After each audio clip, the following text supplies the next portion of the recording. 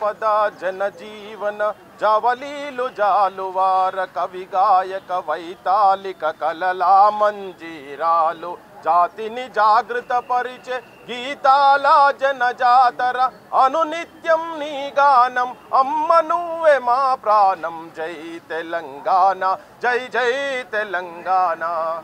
జీవితమంతా ప్రజలు తెలంగాణ అనే ప్రాణంగా బతికినటువంటి అందశ్రీ అన్న ఇవాళ పొద్దున ఫిజికల్గా మన నుంచి దూరమైంది కావచ్చు, కానీ ఈ తెలంగాణ ఉన్నంత మటుకు తెలుగు అనే భాష భూమి మీద ఉన్నంత మటుకు తన బతికే ఉంటాడు. తనకు అందశ్రీ అన్నకు చావు లేదు.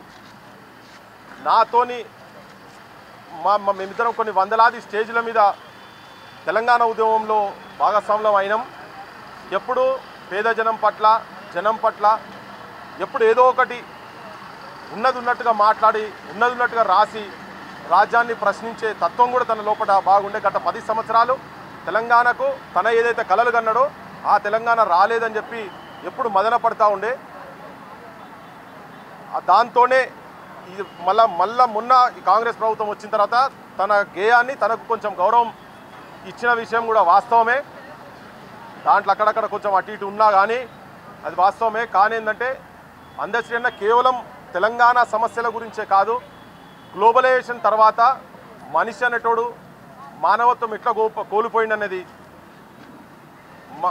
మాయమైపోతున్నాడమ్మా మనిషి అన్నవాడు, మచ్చుకైనా లేడు మానవత్వం ఉన్నవాడు, నూటికో కోటికో ఒక్కడే ఒక్కడు, యాడనున్నాడో వాడు కంటికి కనరాడు అని చెప్పని నిజం కూడా ఆ ఇన్ఫ్లుయెన్సెస్ ఎట్లా మనిషి జీవితాల మీద పడ్డాయో అనే లైన్ కావచ్చు, నేచర్ మీద కావచ్చు. పాము పడగపై పొదిగినట్టి ఆ పాదముద్రలు ఎక్కడివో అని చెప్పని గంటల గుడిలోకి పోతే గంట స్వరం కొడుతుంటే ఆ ధ్వని మన చెవులకి ఎట్లొస్తుందని, నెమలి పించాల మీద రంగులు ఎవరు అద్దిండ్రు అని చెప్పని, అంటే నేచర్ మీద కావచ్చు ప్రతి అంశాలను అందశ్రీ అన్న చాలా డీప్గా టచ్ చేసి నాకు కొద్దిగా వ్యక్తిగతంగా నాకు ఒక సందర్భంలో చెప్పినటువంటి అంశం ఏంటంటే, ఒక ఉస్మానియా యూనివర్సిటీలో 2003-2004లో మేము ఒక సభ పెట్టినప్పుడు తనను ఆ మీటింగ్కు ఇన్వైట్ చేయలేదు. తన పొద్దున్న లేసేదో గుడులు గోపురాలని తిరుక్కుంటూ పోతుంటాడు, అంతా కొద్దిగా ఈ సాంస్క్రిట్ గాడ్స్ని తిరుక్కుంటూ పోతున్నాడు. నేను అన్నా అని చెప్పని తనకు ఎవరో చెప్పిరట.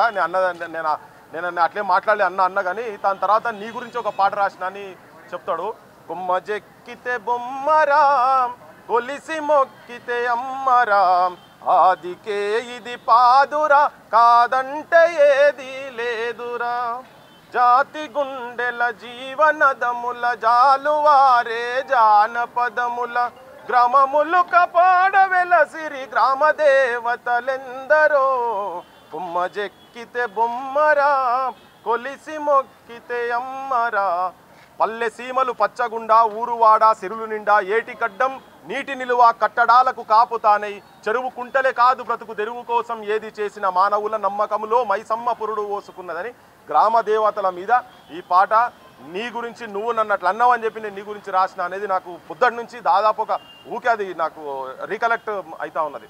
తనతోని ఎప్పుడున్నా నేను మొన్న ఈ మధ్యలో ఈ జయ జయ హే తెలంగాణ పాటను ఈ ప్రభుత్వం వచ్చిన తర్వాత ఒక ఆంధ్ర మ్యూజిక్ డైరెక్టర్ తోటి మ్యూజిక్ చేయించింది. నేను వ్యతిరేకించిన యాక్చువల్గా.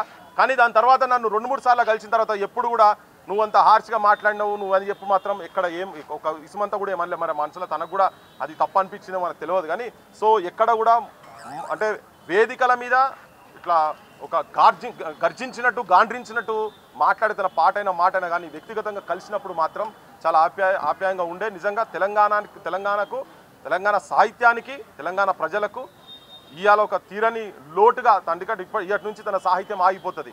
కానీ ఒకటి ఊకే చెప్తా ఉండేందంటే సముద్రాల మీద నదుల మీద నేను పాటలు రాయాలి అని మొత్తం ప్రపంచం మొత్తం తిరిగిండు. ఆయన నైల్ నది దాకా కూడా పోయిండు. కానీ ఆ పాట ఇంకా మొత్తం బయటికి రాలేదు. చిన్న సినిమా ఆ పాట రాలేదు. దాని గురించి అసలు యాక్చువల్గా మరి ఇక్కడ రాసి పెట్టిపోయిండో తెలియదు. కానీ అది వినాలని చెప్పని ఉంటా ఉండే. కానీ లోపల అన్న పోయిండ్రు. ప్రభుత్వం కూడా మరి డిక్లేర్ చేసిందో లేదో నాకు తెలియదు. కానీ ప్రభుత్వ లాంఛనాలతోటి అందశ్రీ అన్నను చాలా గౌరవంగా చేసిండ్రు, డిక్లేర్ చేసిండ్రు. అది స్వాగతించాల్సిన అవసరం ఉంది. యువతరం తెలంగాణ యువతరం అందశ్రీ అన్న జీవితాన్ని, ఎందుకంటే కట్టుకు పేదరికం నుండి గుడ్లగాసి టాపీ మేస్త్రి పని చేసుకుంటా ఆయనకు బడి అంటే ఏంటిదో తెలియని వాళ్ళు పండితులే ఆశ్చర్యపోయే తరహాలో తన సాహిత్యాన్ని ప్రజలకు అందించి సాంస్కృతిక పండితులు కావచ్చు వాళ్ళకు తెలియని పదాలు చాలా అటువంటి పదాలను కూడా సామాన్యమైన జనానికి అర్థమయ్యే విధంగా రాసినటువంటి ఒక మహానుభావుడు, గొప్ప కవి. ఈ చరిత్ర ఉన్నంత మటుకు అందశ్రీ అన్నను మర్చిపోదు. ఎప్పటికీ జనం గుండెలలో, మాలాంటోళ్ళ గుండెలలో కూడా ఎప్పుడు మేము చచ్చిపోయే వరకు మాలాంటోళ్ళ గుండెలలో అందశ్రీ అన్న పదిలంగా నిలిచిపోతాడు. అందశ్రీ అన్నకు మాలాంటి వాళ్ళ దగ్గర సావులేదు.